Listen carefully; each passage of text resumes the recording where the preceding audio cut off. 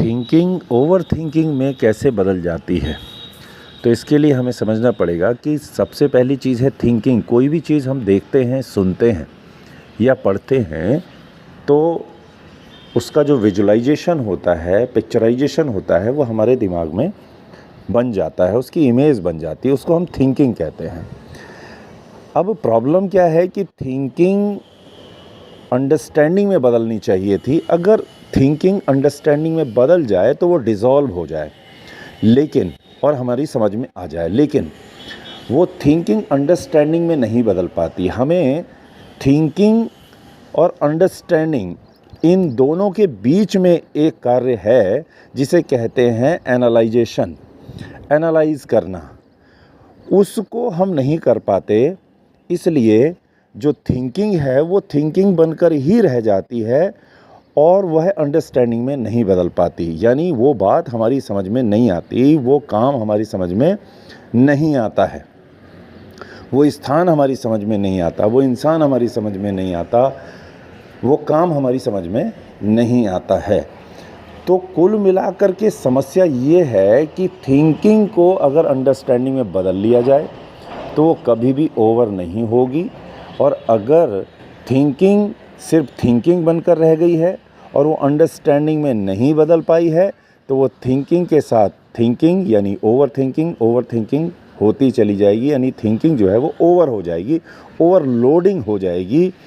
कि ये ठीक ऐसे ही है, एग्जांपल अगर हम समझें कि एक काम हमने कंप्लीट किया नहीं और हमने दूसरा काम हाथ में ले लिया, फिर तीसरा ले लिया, चौथा ले लिया, इस तरह से काम कोई भी निबट नहीं पाएगा और उसका ढेर लग जाएगा। यही चीज़ ओवर थिंकिंग में भी होती है कि एक बात हमारी समझ में आती नहीं, एक टॉपिक अभी हमें कंप्लीट समझ में आता नहीं, लेकिन हम दूसरे सब्जेक्ट को पढ़ना या समझना शुरू चाहते हैं, फिर इसके बाद दूसरा टॉपिक, फिर दूसरी बात, फिर तीसरी बात, फिर चौथी बात। तो इससे हो क्या रहा है कि एक काम को कंप्लीट करे बगैर जब हम दूसरा काम या एक चैप्टर को, एक टॉपिक को कंप्लीट करे बगैर, समझे बगैर हम जब दूसरे जो चैप्टर है, टॉपिक है, उसको समझने का प्रयास कर रहे हैं तो वो सिर्फ थिंकिंग तक तो हो पा रहा है लेकिन वो अंडरस्टैंडिंग में नहीं बदल पा रहा है। तो इसका सिंपल तरीका क्या है, क्या सॉल्यूशन है? इसका सॉल्यूशन है कि जो हमने टॉपिक को पढ़ा है या सुना है या कोई भी बात हमने सुनी है या देखी है या पढ़ी है, किसी के बारे में भी हो, वो बात सिर्फ ये पढ़ाई की नहीं है, बात किसी की भी है, क्योंकि ओवरथिंकिंग तो किसी भी उम्र में के लोगों को हो सकती है, तो किसी भी मामले में हो सकती है। तो उसके लिए क्या है कि कुछ भी आपने देखा, सुना या पढ़ा तो उसको एनालाइज कर लीजिए। एनालाइज मतलब जो आपने विजुलाइज किया है, विजुलाइज माने थिंकिंग। तो एनालाइज मीन्स क्या होता है? एनालाइज का मतलब होता है उसको अलग अलग करके देखना, उसको तोलना, उसको सामने रख करके कितने उसके पार्ट्स हो सकते हैं, वो सारी चीज़ों के बारे में आपको क्लैरिटी होनी चाहिए। उसके दोनों पहलू आप देखना। यानी तोलना का मतलब तराजू, तराजू में कितने पल्ले होते हैं? 2। तो उसके 2 भाग कर लीजिए कि इसका पलट भाग क्या है, इसके उलट में क्या है। तो अगर आप उसके दोनों भाग को देखने का प्रयास करेंगे तो फिर आपकी समझ में आना शुरू हो जाएगी कि तोलना किसे कहते हैं। आप तराजू का पिक्चर हमेशा ध्यान में रखिए। तराजू में 2 पल्ले होते हैं, तो आप तोलिए, तुलिए मत, खुद मत तुलिए, तोलिए, दोनों चीज़ों को तोलिए, दोनों बातों को तोलिए, दोनों कामों को तोलिए, दोनों चीज़ों को तोलिए, एक इधर एक इधर, एक सही एक गलत। जब आप तोलना सीख जाएंगे, इसी को एनालाइज करना कहते हैं। ये एनालाइज करना बहुत इम्पॉर्टेंट है। बच्चों को एनालाइज करना सिखाइए, खुद भी एनालाइज करना सीखिए। किसी भी मामले में कहीं जाना है तो आप एनालाइज कीजिए, पहले विजुलाइज कीजिए कहाँ जाना है, क्यों जाना है। इस क्यों का जो आंसर है ये एनालाइज से आएगा, क्या का आंसर विजुलाइज से आएगा, कहाँ का आंसर, कहाँ जाना है, विजुलाइज से आ जाएगा। लेकिन मुझे जाना क्यों है, ये सिर्फ एनालाइज से आएगा। कैसे जाना है, ये भी विजुलाइज से आ जाएगा। कब जाना है, ये भी विजुलाइज से आ जाएगा। लेकिन जाना क्यों है, उसकी जो वजह है, रियल वजह, वो आपकी एनालाइज से आएगा कि इसलिए जाना है या इसलिए जाना है। जब आप उसको तोलना सीख जाएंगे, उसको एनालाइज करना सीख जाएंगे, तो फिर ये थिंकिंग अंडरस्टैंडिंग में बदल जाएगी, माने समझ में बदल जाएगी।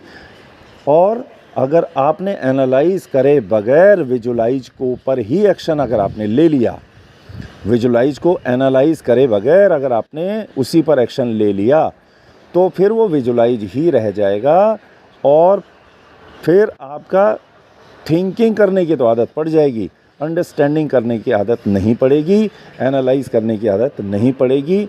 और इसी वजह से जितने लोग एनालाइज करते हैं, विजुलाइज के बाद एनालाइज करते हैं, तो उन्हें रियलाइज़ होता ही है। रियलाइजेशन को अंडरस्टैंडिंग कहते हैं, ठीक है। Visualise, analyse, realise. तो जब रियलाइज़ हो जाता है तो फिर थिंकिंग किस में बदल गई? अंडरस्टैंडिंग में बदल गई। अब तो रियल पता चल गया, तो रियल से तो ओवर थिंकिंग होने का मतलब है नहीं, वो फिर बोझ नहीं रही।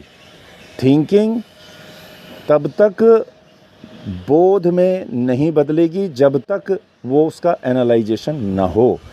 तो अगर आप इसको बोध में बदलना चाहते हैं तो एनालाइज करें, और अगर आपने एनालाइज नहीं किया तो वो थिंकिंग, वो सोच बोझ में बदल जाएगी। वही सोच, वही विजुलाइजेशन आपको परेशान करेगी क्योंकि वो क्लियर नहीं हुआ है। इसको एग्जाम्पल के तहत ये भी समझ सकते हैं कि आप खा तो रहे हैं लेकिन आप पचा नहीं रहे हैं। तो जो खा रहे हैं पहले ये देख तो लें कि वो पच भी रहा है कि नहीं पच रहा है। अगर वो पच नहीं रहा है तो फिर बच रहा है, और बच रहा है तो फिर वो आपके शरीर में परेशान करेगा। इसी तरीके से जो आप सोच रहे हैं, यानी जो आपने देखा, सुना, पढ़ा, तो फिर उसका सोचा, तो जो आप सोच रहे हैं वो सोच आपकी बोध में बदली कि नहीं बदली, वो थिंकिंग अंडरस्टैंडिंग में बदली कि नहीं बदली, ये चेक करना बहुत ज़रूरी है।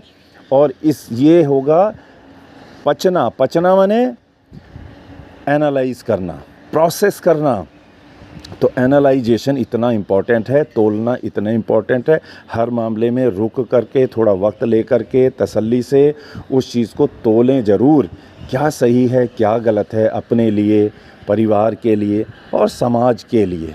तीनों चीज़ें अगर आप सिर्फ ये देखेंगे कि मेरा किस में फ़ायदा है, तो इससे बात नहीं बनेगी, क्योंकि हम सामाजिक प्राणी हैं, हम पारिवारिक प्राणी हैं। तो हमें अपना, परिवार का और समाज का, ये तीनों चीज़ों के बारे में हमें एनालाइज करना चाहिए। क्योंकि अगर सब सिर्फ अपने बारे में सोचेंगे तो समाज फिर किसी और के बारे में सोचेगा ही नहीं। अब और रहना हमें समाज में ही है। तो जब समाज में रहना है और सब अपने अपने बारे में सोचेंगे तो फिर वहाँ पर नुकसान हो सकता है कि अपना फ़ायदा दूसरे का नुकसान। तो इसमें ये देखना है कि अपना फ़ायदा है ठीक है, लेकिन दूसरे का नुकसान ना हो। तो उसको एनालाइज करना ज़रूरी है। किस स्तर पर? खुद के स्तर पर, मन के स्तर पर, शरीर के स्तर पर, समाज के स्तर पर, परिवार के स्तर पर। तीनों स्तर पर, खुद के, परिवार के और समाज के स्तर पर एनालाइज करना ज़रूरी है कि जो काम हम करने जा रहे हैं, जो भी हम काम कर रहे हैं, वो सही है या नहीं है। इसकी आदत कैसे पड़ेगी? इसकी आदत पड़ेगी, आप कोई भी काम कर रहे हैं तो तब तक दूसरा काम, दूसरा टॉपिक, दूसरी बात शुरू ना करें जब तक पहली बात समझ में ना आ जाए। तो यदि पहली बात समझने की आदत पड़ गई तो फिर आपको दूसरी बात भी समझ में आएगी, फिर तीसरी भी आएगी। दिक्कत कहाँ हो रही है कि हमें एक बात समझ में आ नहीं रही, हमने दूसरी बात शुरू कर दी, दूसरी आई नहीं, अभी तीसरी बात शुरू कर दी। तो हम ये क्या सोच रहे हैं, वो बात तो छूट गई। बिल्कुल नहीं, वो छूटी नहीं है, वो तो इकट्ठी हो गई है। और वही इकट्ठी होते होते होते होते हमारी एक कैपेसिटी है। जब तक हम झेल पाते हैं, हमारा माइंड उसको झेल पाता है। लेकिन जब वो नहीं झेल पाता तो फिर हम कहते हैं हमें ओवर थिंकिंग हो रही है। तो ओवर थिंकिंग और कुछ नहीं है, जो भी आपने पढ़ा है या देखा है, वो उनमें से बहुत सारी बातें ऐसी हैं, बहुत सारी चीज़ें ऐसी हैं जो आपकी समझ में नहीं आई हैं।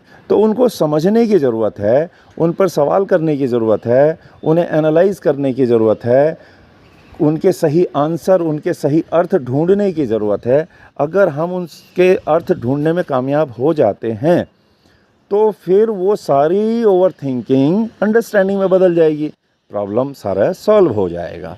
तो एनालाइजेशन याद रखिए, तोलना याद रखिए। थोड़ा टाइम लगेगा लेकिन प्रैक्टिस कीजिए, अभ्यास कीजिए और आपको एनालाइजेशन करना आ जाएगा। और एनालाइजेशन करना आ जाएगा तो रियलाइजेशन तो स्वतः ही हो जाएगा।